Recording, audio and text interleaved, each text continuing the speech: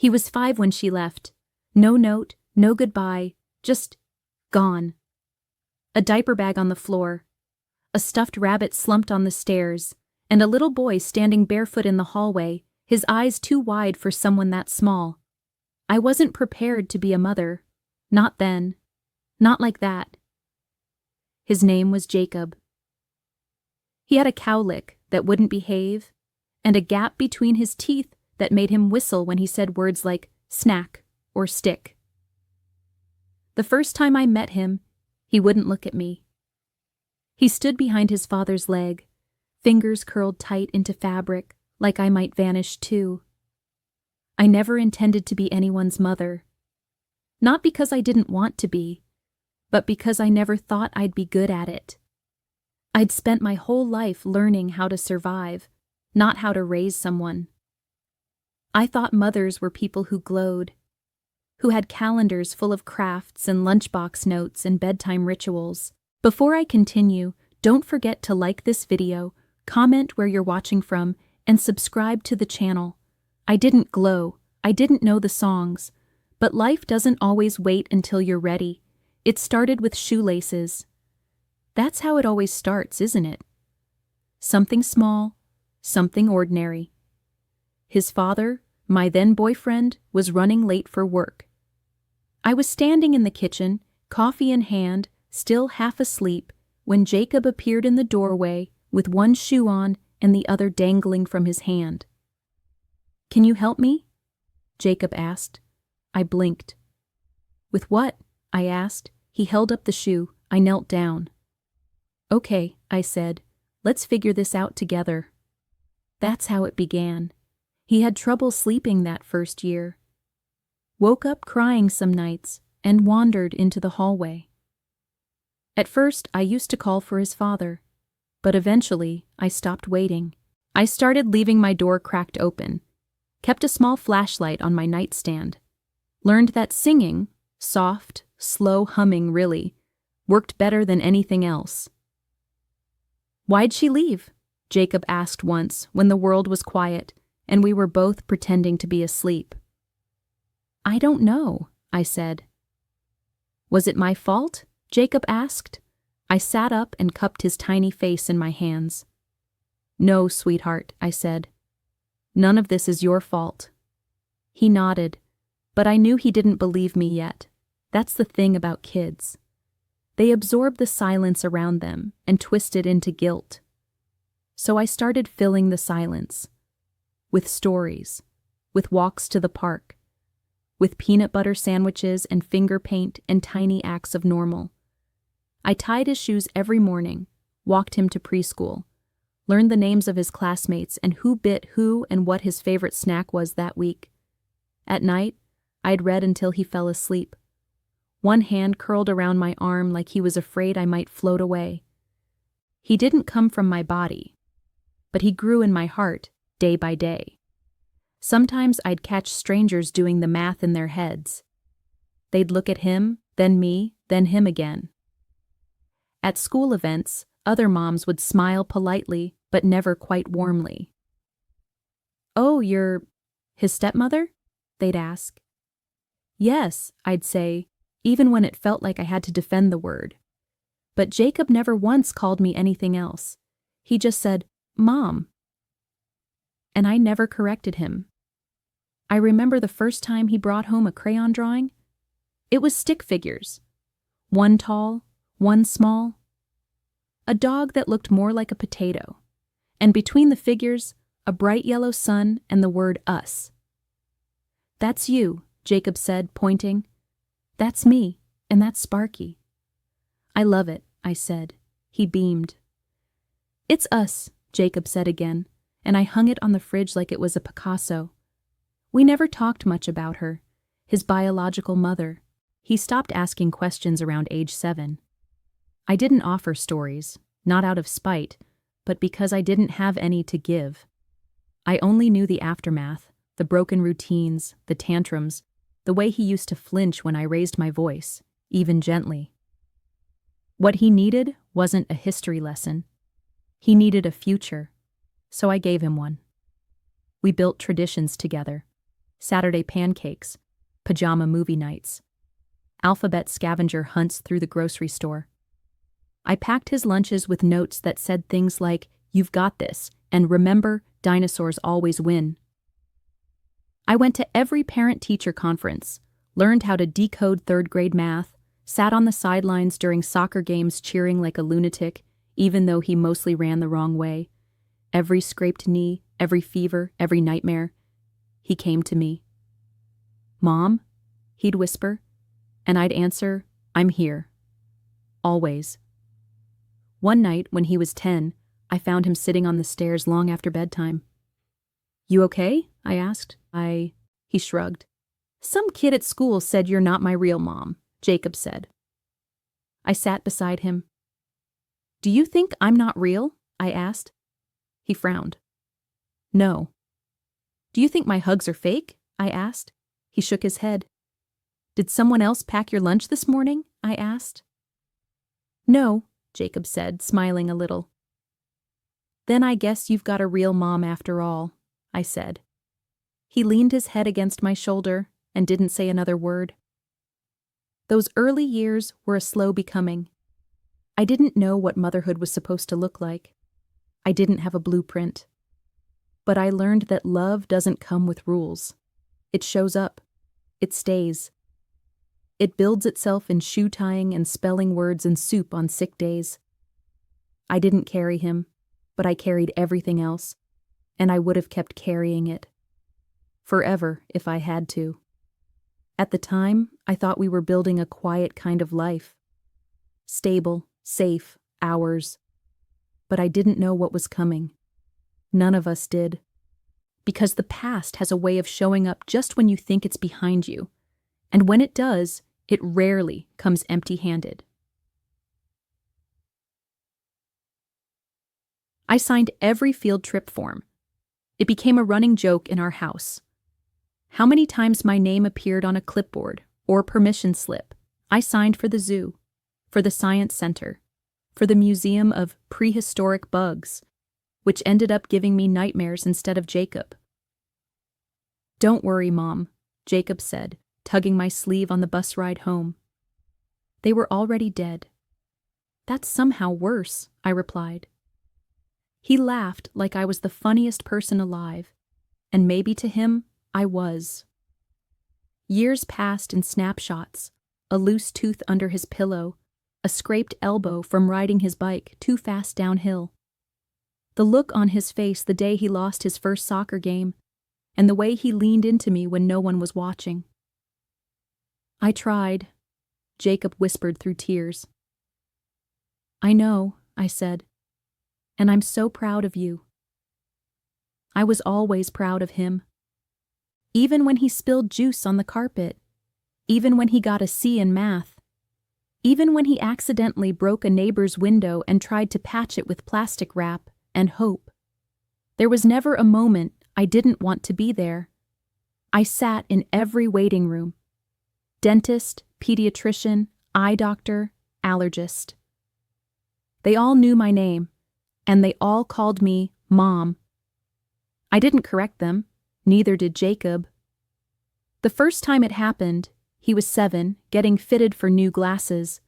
The receptionist looked up from the clipboard and asked, "Mom?" I blinked. Before I could speak, Jacob said, "That's her. She's my mom." That was the first time I heard him say it without hesitation. Something shifted in me that day. Something permanent. Parent-teacher conferences became routine. The teachers greeted me by name. Some even asked for recipes from the PTA bake sales I never intended to sign up for, but somehow always got roped into. "Your banana bread is famous," one of them said. "Jacob always says you put magic in it."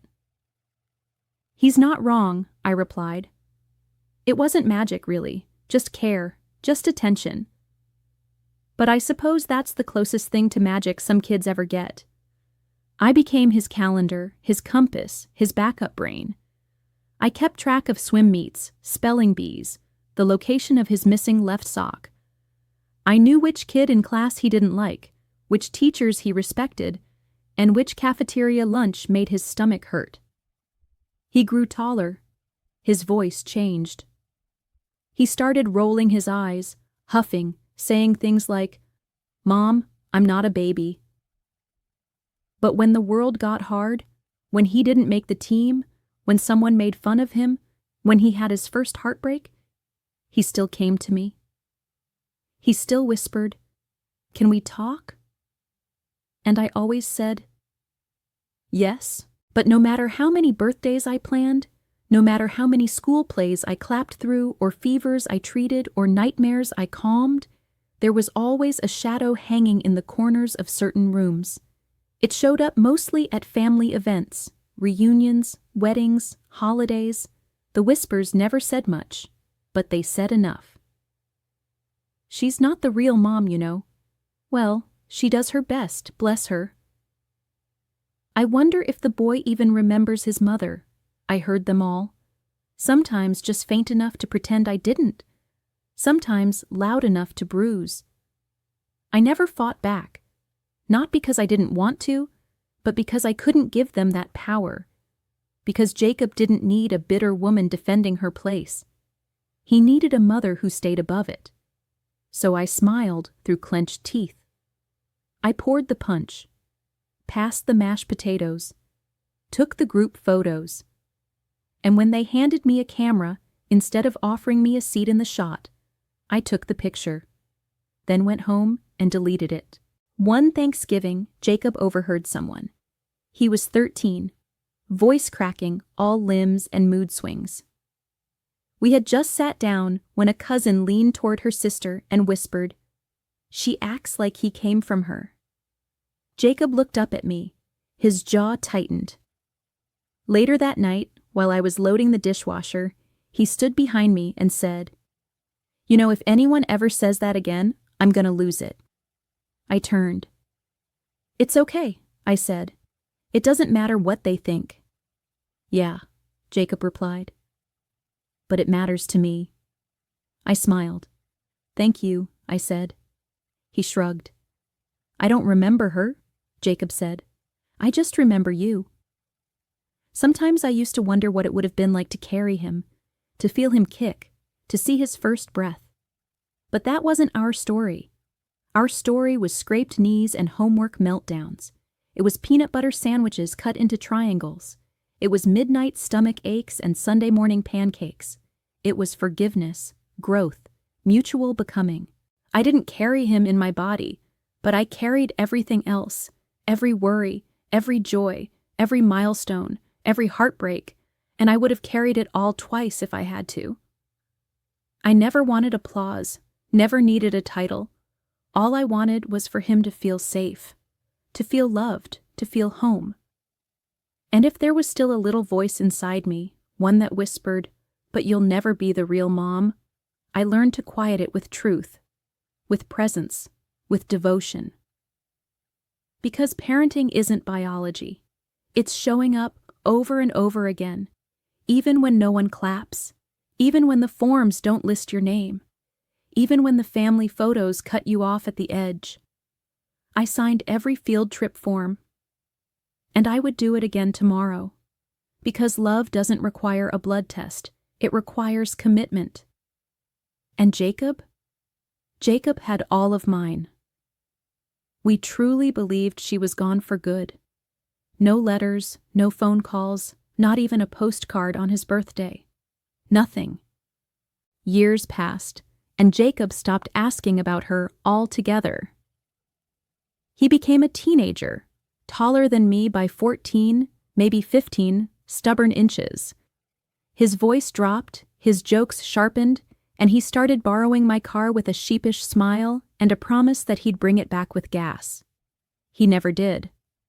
But I never minded. Our life settled into a quiet rhythm. Just the two of us and his dad, Mark, my husband, his father. We weren't flashy or wealthy, but we were solid, stable. There was laughter in the kitchen, pizza on Friday nights, laundry arguments on Sundays, and the occasional slammed bedroom door echoing teenage angst. And through all of it, we were a family. An imperfect patched together, fiercely loyal family. Then the accident happened. It was a Tuesday. Mark was driving home from work, just like any other day. A slick patch of road, a truck that didn't brake in time, and a phone call that changed everything. The officer had called me. His voice was gentle, but the words were unrelenting. There was nothing they could do, the officer said. The phone nearly slipped from my hand. Telling Jacob was the hardest thing I've ever done. He was watching TV when I walked in, something loud and ridiculous, the kind of show teenagers pretend not to care about but secretly love. I sat beside him and turned the volume down. "Something happened," I said. "It's Dad." He stared at me. "Is he okay?" Jacob asked. I shook my head. "No," I said quietly. "There was an accident." He blinked as if trying to unhear it. "But he always takes the same road," Jacob said. "He always calls before—" I grabbed his hand. "I'm so sorry," I whispered. He didn't cry right away. He just sat there, his mouth open, the color draining from his face. Then, slowly, he crumpled into my arms, and I held him until his shoulders stopped shaking. That night, neither of us slept. Grief settled in like fog, thick, slow, disorienting. The house felt too quiet. Mark's toothbrush stayed in the holder for weeks before I could move it. His slippers remained by the back door like he might slip them on again. Jacob barely ate. I cooked anyway. I knew he needed space, but I also knew he needed someone to hold the line. So I did. I didn't push. I didn't preach. I just stayed. We grew even closer, though the silence between us deepened in a different way. Not distance, just a mutual understanding of loss. We didn't always need words. One afternoon, I walked into his room and found him sitting on the floor with a stack of old photo albums. His legs were crossed, his face unreadable. "I forgot how young he looked when I was a kid," Jacob said. I sat beside him. "He always said you made him feel older than he was," I said. "In a good way." Jacob smiled faintly. "He was a good dad," Jacob said. "He was the best," I replied. A few weeks later, the lawyer called. It was just paperwork, I thought. Logistics. I'd been expecting it. Jacob was named as the sole beneficiary of Mark's life insurance policy. That didn't surprise me. Mark had always planned carefully. He wanted Jacob to be secure. The lawyer explained that the policy had matured, and there were funds set aside in a separate account for Jacob's education, with me listed as the appointed trustee until he turned 18. It was a generous policy. Not millions, but enough to give Jacob a real future, college, a car, even a small nest egg if he was smart with it. Mark wanted to make sure Jacob was protected, the lawyer said. He knew how important your role was. I nodded. He was a good planner, I said. He always wanted what was best for him. I hung up the phone, feeling something close to peace for the first time in weeks. Jacob and I would be okay. Or so I thought. 3 days later, there was a knock at the door. It was early evening. The sky had that lavender tint it gets just before night fully settles in. I was setting the table, roast chicken, his favorite, and I thought maybe it was a neighbor, or a delivery we'd forgotten about. But when I opened the door, my heart stilled. It was her. Her. Standing there like she had every right to. Like it hadn't been over a decade. Like she hadn't missed birthdays, school plays, first crushes, fevers, report cards. She wore red lipstick and a tailored coat. Her smile was wide, her eyes were bright, and I hated how beautiful she looked. "Hi," she said. I didn't answer. "I know this is a surprise," she continued, "but I needed to see him." Still, I didn't speak. "I've changed," she said. "I want to be part of his life again. I want to make things right." Behind me, I heard footsteps. Jacob had come to see what was taking so long. He froze. And for a second, I saw something flicker across his face. Shock, confusion, a hint of hope. "Jacob," she said, stepping forward. "Oh, my baby, look at you." Jacob didn't move. I finally found my voice. "You need to leave," I said firmly. She didn't even look at me. "I'm not here to cause trouble," she said. "I just want to talk. Can we please just talk?" Jacob glanced at me. "Do you want to?" I asked him softly. He hesitated, then shrugged. "I guess," Jacob said. And that was how it started, not with a storm, but with a knock on the door. And the past, polished, perfumed, and pretending, stepping right back into our lives. She smelled like perfume and lies. It hit me the moment I opened the door that second time. An expensive floral scent, sharp and too sweet, like she wanted her presence to linger in the room long after she'd gone. And maybe that's exactly what she wanted. She came back the very next day. No invitation, no phone call. Just stood on the porch with a paper shopping bag in one hand and a bottle of wine in the other. "Thought I'd bring a little peace offering," she said with a grin. Jacob was still asleep. I had been cleaning out the pantry, sorting expired cans and sweeping up crumbs. Grief doesn't always look like crying. Sometimes it's in the rituals, the quiet things. I stepped outside and pulled the door almost shut behind me. "What are you doing here?" I asked. "I told you," she said. "I want to reconnect. I want to make things right." "It's been over a decade," I said. "You don't just knock once and call it forgiveness." She looked past me, toward the living room window, then back at me. "I get it," she said. "I wasn't there. I messed up, but I'm here now. Doesn't that count for something?" I crossed my arms. "Why now?" I asked. She blinked. "What do you mean?" she said. "Why today?" "Why this week?" I said. "Why right after his father dies and before the insurance is even processed?" For the first time, her smile faltered, just for a second, but it was enough. Jacob didn't seem to notice any of it. He was guarded at first, yes, quiet, hesitant, but also curious. He invited her in, sat with her in the living room, let her talk. And oh, did she talk. She told stories from back when he was little, as if she'd been there, as if she remembered anything after he turned 5. "You loved bananas so much," she said to him, laughing. "We had to hide them on top of the fridge." Jacob tilted his head. "I hate bananas," Jacob said. She chuckled. "Oh well, tastes change, I guess." I stood in the doorway, arms crossed, watching. She brought gifts the next time. Shiny things, overpriced sneakers 2 sizes too small, a graphic hoodie with the wrong band logo. She placed them on the table like offerings, looking between me and Jacob like she expected praise. Jacob pulled out the shoes and smiled politely. "Thanks," Jacob said. "These are cool." But I saw the flicker in his eyes, because they weren't cool. They weren't him. Later that night, while he was in the shower, I picked up the hoodie from where he'd tossed it on the couch. The tag was still on. She hadn't even taken the time to remove the sticker. When Jacob came out, towel over his head, I held it up.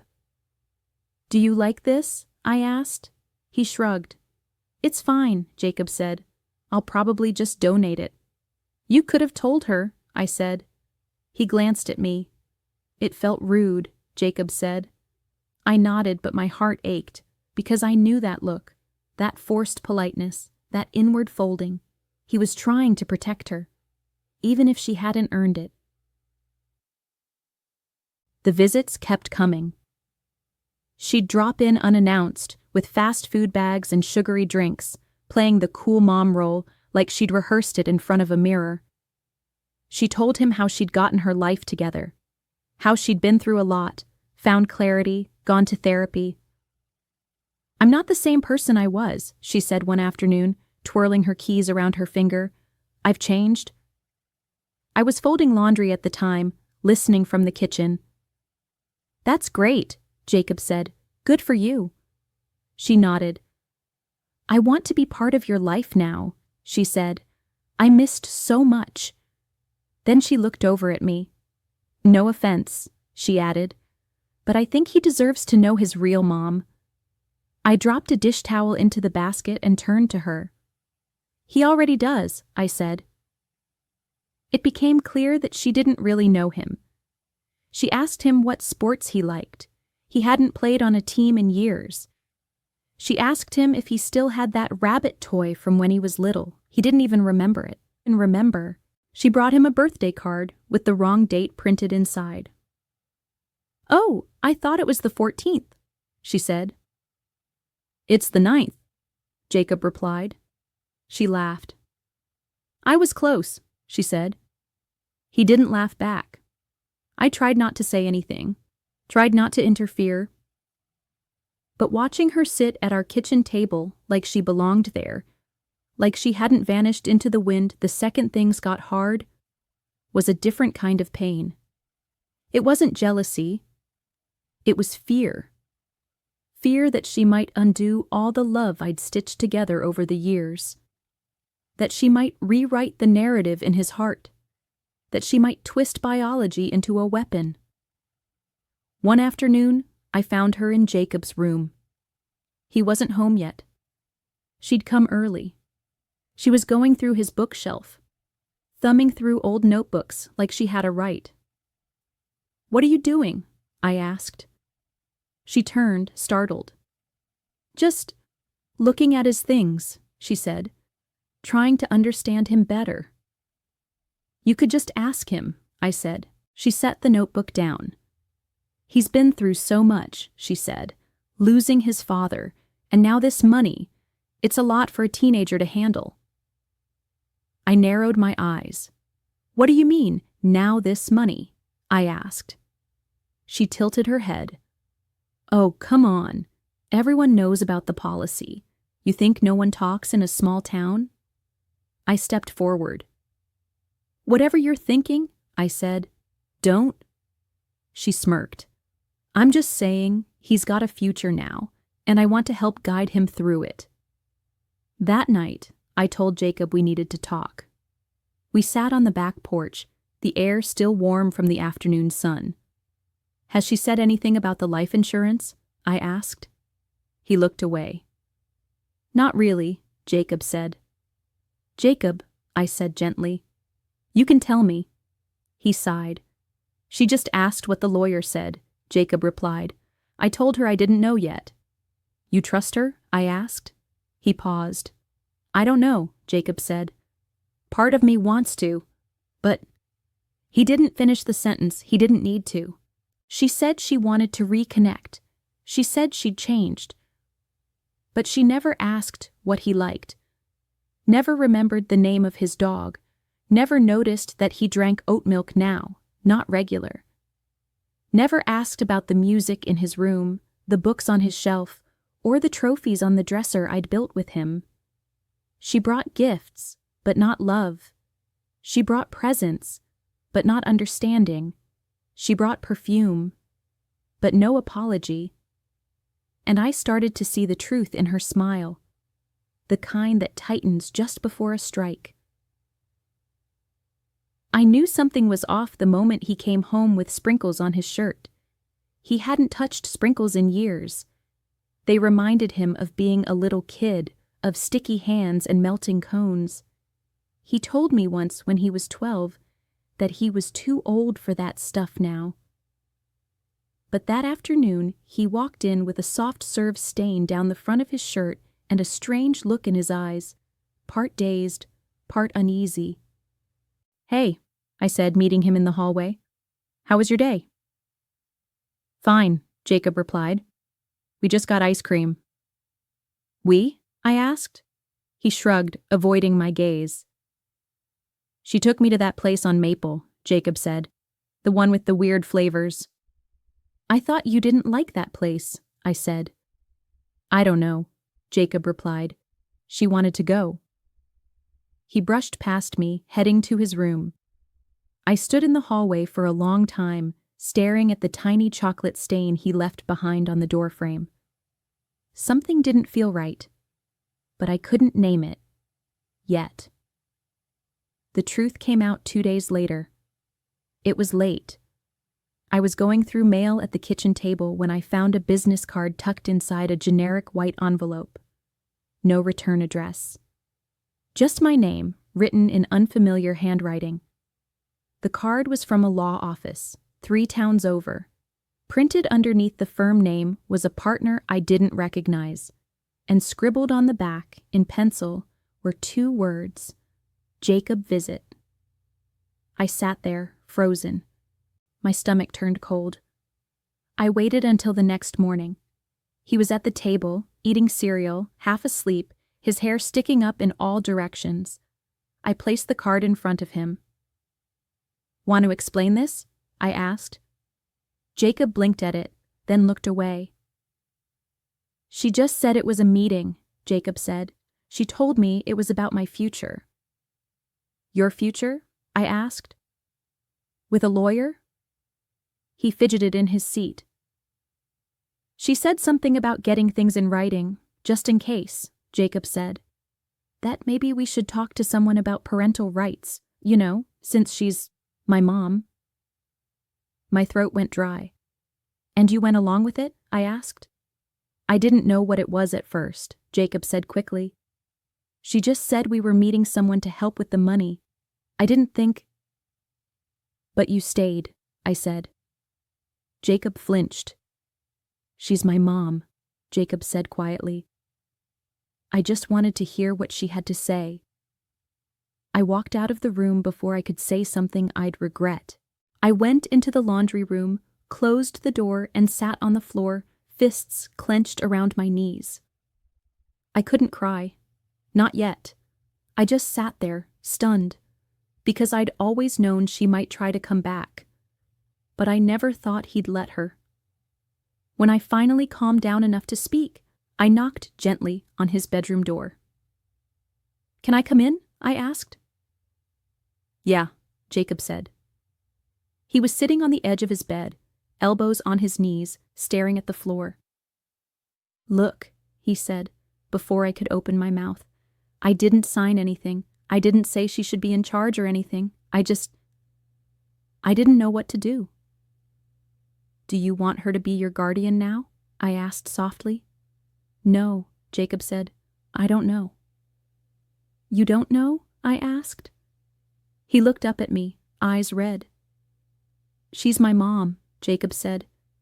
"I mean, she gave birth to me. I don't remember her, but part of me just wants to know what it's like." That was the moment my heart broke.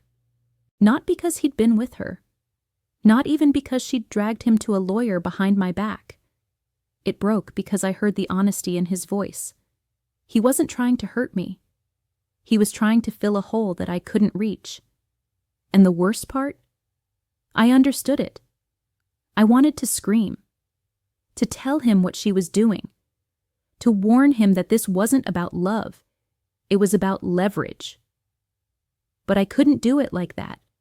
Because if I turned this into a war, I would lose him. Not because he didn't love me, but because he was 17. And 17 is when you start choosing your own truths, even if they're wrong. That night, I lay awake, thinking of every scraped knee I had bandaged, every book I'd read out loud, every fever I'd monitored through the night. I thought of Christmas mornings, science fairs, spilled paint on the carpet. I thought of every time he'd called me Mom. And then I thought of a woman with expensive perfume and a lawyer's phone number. And I realized something I hadn't wanted to admit. All I had was love. She had papers. I met with the lawyer myself the next day.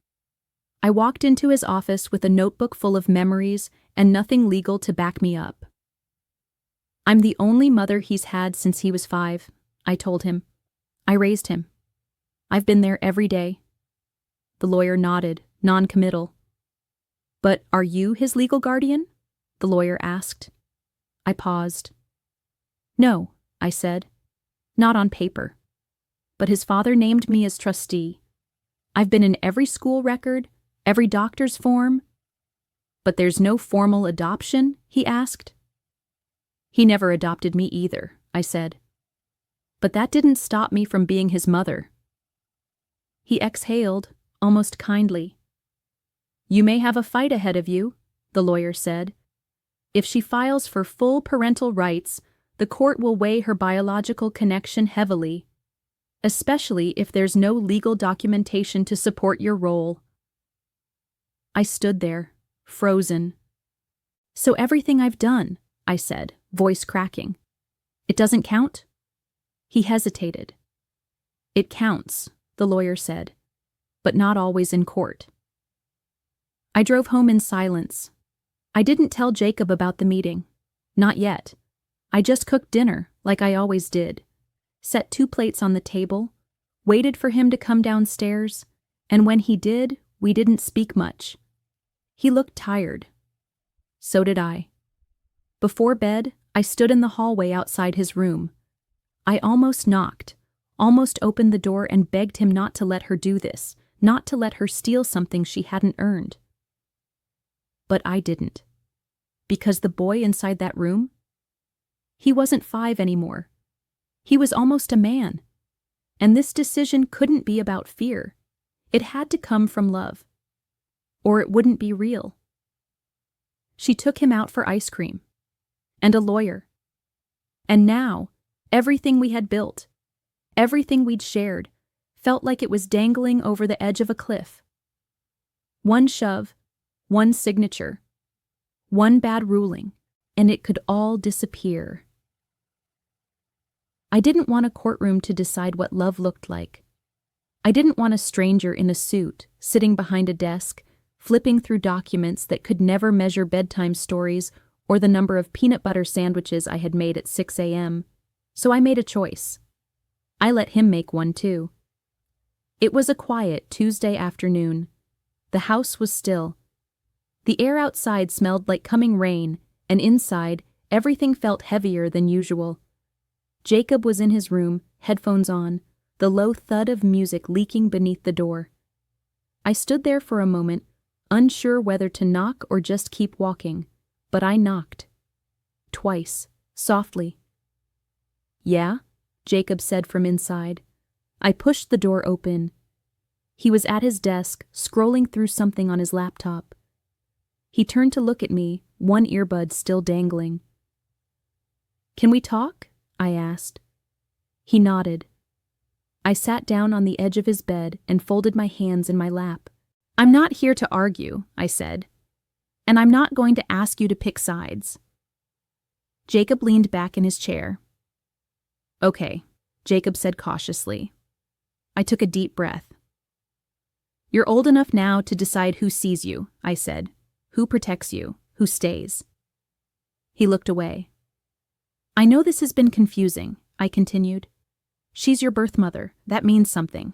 I won't pretend it doesn't. Jacob's voice was barely above a whisper.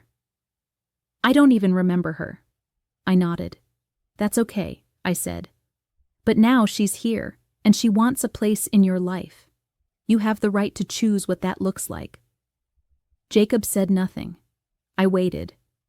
I won't take her to court, I said finally. I won't fight her with lawyers. I fought too hard to raise you with love, and I won't poison that now. His eyes welled, but he blinked quickly. So, what do you want me to do? Jacob asked. I want you to do what feels right, I said. Not for me, not for her, for you. He didn't respond. I stood to leave. Take your time, I said at the door. I'll be here, just like always. The next few days were quiet. He didn't say much, neither did I. We coexisted in a strange stillness, like we were sharing a house made of glass, careful not to bump into anything that might crack. I went through the motions, cooked, cleaned, watered the plants, folded his laundry. He came down for meals, ate silently, went back upstairs. Every now and then, I'd hear his voice on the phone, short conversations, laughter that sounded a little too light. I assumed it was her. I didn't ask. I didn't want to know. Not yet. On the fourth day, I came home from the grocery store and found him sitting at the kitchen table. He was holding a torn piece of paper in his hands, creased, shredded at the edges. His expression was calm, resolved.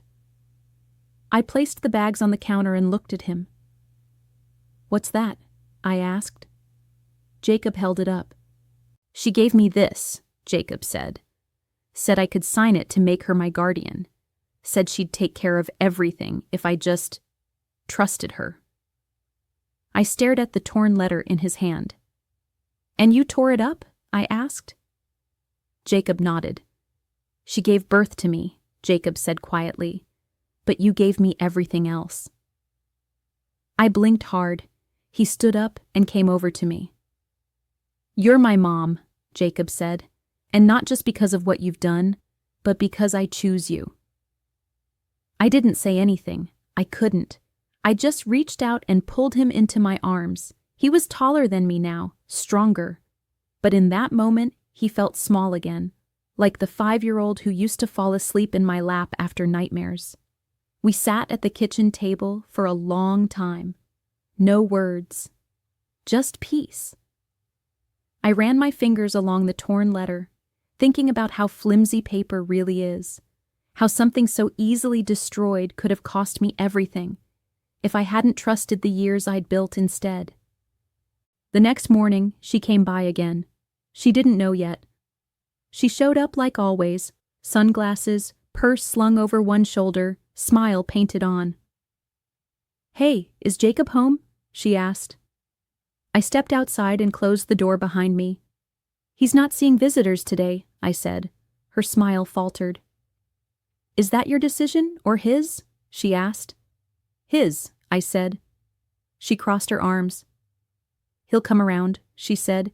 "He just needs time. He doesn't know what he's giving up." I smiled.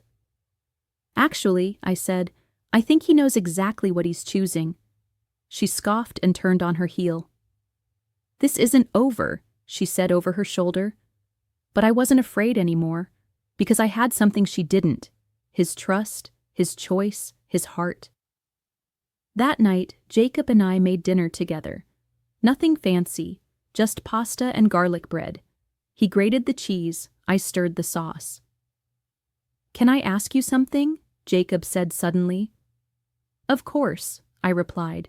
"Do you think she ever really wanted me?" Jacob asked. I set the spoon down. "I think," I said carefully, "that some people love in ways that are broken, and sometimes they confuse wanting with needing. But you've always been wanted. Every single day you were with me." He nodded. "Okay," Jacob said. "That's all I needed to hear." I let him choose. And he chose love. Not convenience, not blood, not legal loopholes, but love that had weathered fevers, field trips, fights over curfews, and quiet midnight talks. Love that never asked him to prove anything, only that he come home. She filed the papers 2 weeks later. I found out through a letter from the court, thin envelope, crisp seal, and a heavy feeling in my chest the moment I saw it. She was petitioning for control over Jacob's life insurance policy, claiming reinstated parental rights, claiming the right to oversee how the funds were used. For his benefit, the document said, in his best interest. It read like she was trying to be noble, but I knew better. She didn't want custody. She wanted control. She didn't want her son. She wanted his future. Jacob was the one who brought it to the lawyer. He'd asked to go on his own. "I want to speak for myself this time," Jacob said. "I don't want you to carry this alone anymore." I wanted to go with him, to sit beside him, to protect him like I always had. But he was 17 now, and some lessons, some victories, had to be his alone. So I let him. I watched from the living room window as he walked out the front door with his backpack slung over one shoulder and his chin high. The hearing was short. She stood tall in court, dressed like someone who had never left. Hair neat, voice measured. "I've re-entered my son's life," she told the judge. "I've made every effort to be part of his future. I believe I'm best suited to help manage his inheritance responsibly." The judge, an older woman with sharp eyes and a no-nonsense tone, flipped through the documents. "You haven't seen the child in over 11 years, the judge said.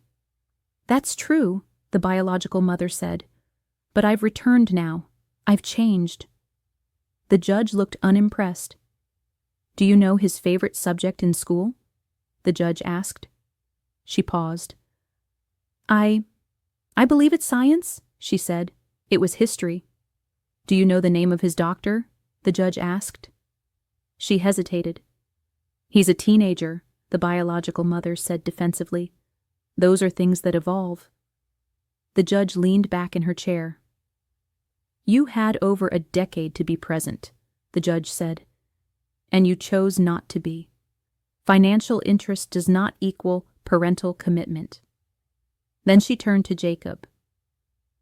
"Who do you trust to manage this account?" the judge asked. Jacob didn't hesitate. "My mom," Jacob said. The judge nodded. "And by mom, you're referring to?" the judge asked. Jacob pointed to me, sitting in the back of the room. "Her," Jacob said. "The woman who raised me, the one who stayed." That was all it took. The petition was denied, permanently.